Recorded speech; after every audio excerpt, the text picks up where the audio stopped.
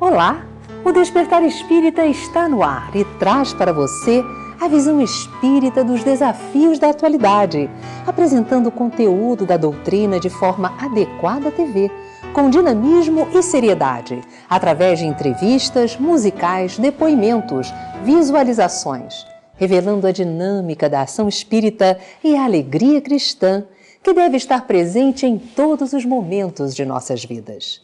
O Espiritismo possui 5 obras básicas para o seu entendimento: o Livro dos Espíritos, o Livro dos Médiuns, o Evangelho segundo o Espiritismo, o Céu e o Inferno e a Gênese. Elas apresentam a vida no mundo físico e espiritual, o intercâmbio que a mediunidade proporciona entre os 2 planos de existência, a reencarnação, Deus e seus atributos, a filosofia cristã, a lei de causa e efeito, as leis morais e a ciência espírita.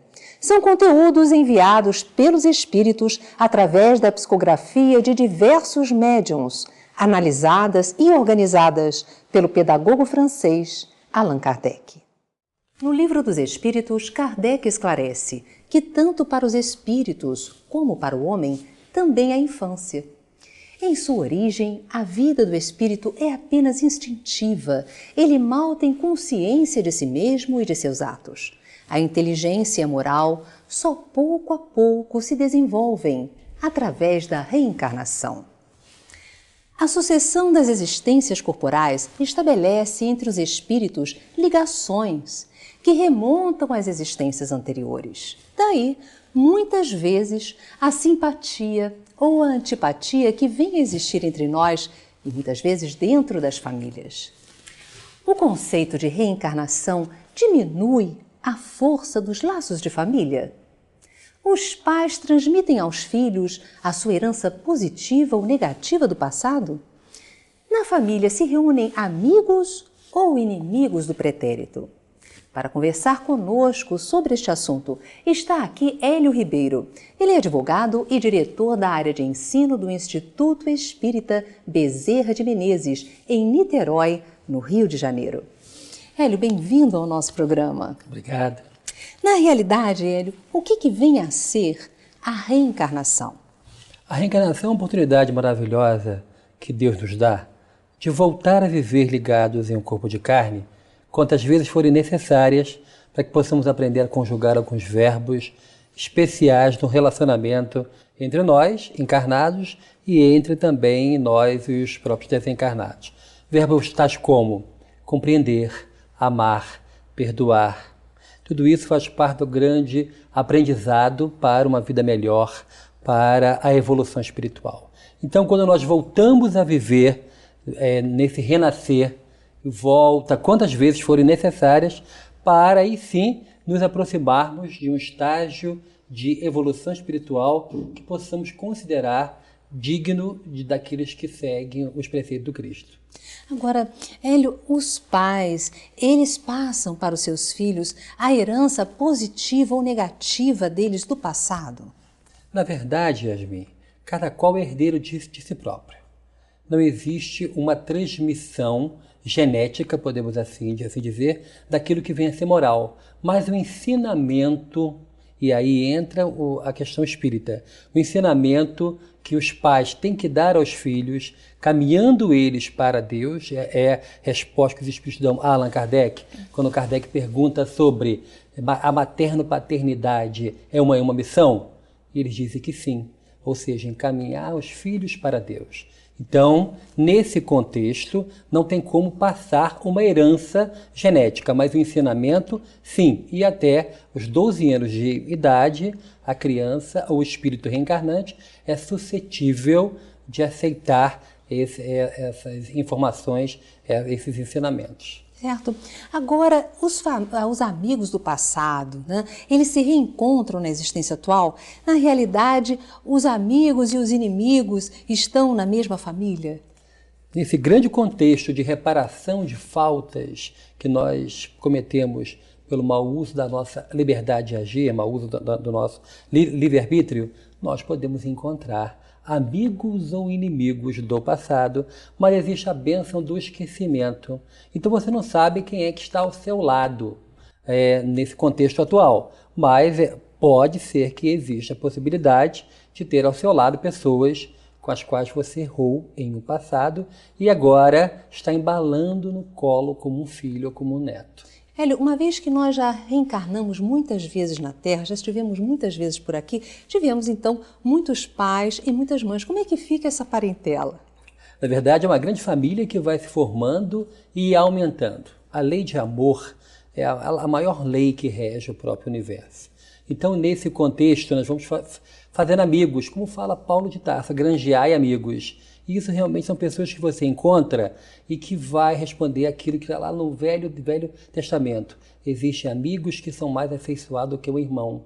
E você sente isso numa pessoa que entra em sua vida e você não sabe da onde ela veio, não tem nenhum laço consanguíneo contigo, mas em compensação é um amigo verdadeiro com quem você pode contar. Está aí uma pessoa que pode ter participado de forma ativa do seu passado, de vidas anteriores, tendo laços de amor contigo. A reencarnação, ela destrói os laços de família? Não, muito pelo contrário. O Evangelho segundo o Espiritismo, colocando sobre essa questão, diz que aproxima, porque nesse contexto da lei do amor, reparando os erros, nós vamos aprender a perdoar.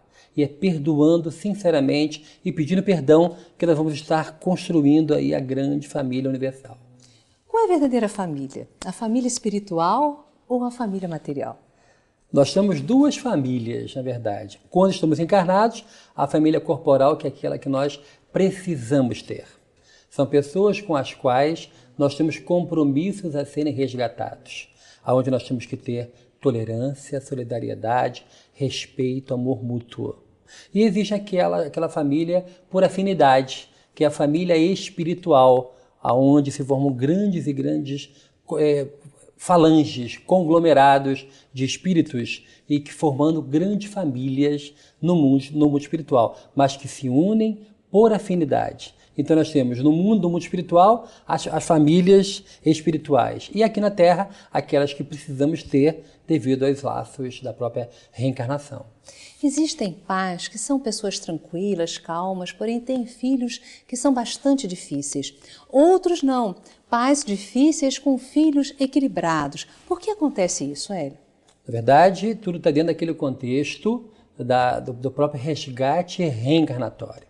São pessoas que não são iguais entre si, porque cada um é o próprio universo, mas que trazem laços, muitas vezes, de amizade, de compromisso, de ter nos braços uma pessoa que vai ajudá-lo ou que ele vai ajudar.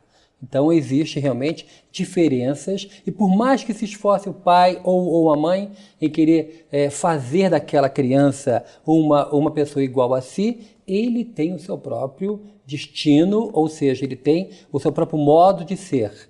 E, é óbvio, suscetível à própria educação e até os 12 anos o espírito está pronto para receber toda e qualquer boa informação. Daí a importância da evangelização espírita infanto-juvenil, que começa no lar. No lar, o pai e a mãe falando de Jesus, falando das práticas espíritas e encaminhando os filhos para as aulas de evangelização. Com isso, o espírito ele vai sendo, de uma certa forma, burilado, ajudado e, obviamente, vai ser uma pessoa melhor nesse contexto do nosso mundo atual. Fala um pouquinho para nós do Evangelho no Lar. É de uma importância fundamental. É um momento onde, uma hora certa na semana, a família se reúne para fazer um culto do Evangelho. Uma leitura de uma página edificante, com um breve comentário, uma prece e depois uma leitura do Evangelho.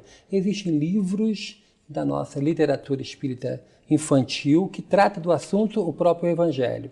Se fala ali, quando se tem criança no lar, se fala daquele assunto, se comenta alguma coisa, depois faz a prece final e é servida água fluidificada para todos. Com isso, aqueles espíritos que nós pensamos que são crianças, na verdade são espíritos velhos em corpos infantis. Estão novamente ouvindo falar de Jesus, e agora sob uma nova roupagem, que é sobre a luz libertadora do conhecimento espírita. Nós vamos para o intervalo, mas voltamos já já. Fique conosco.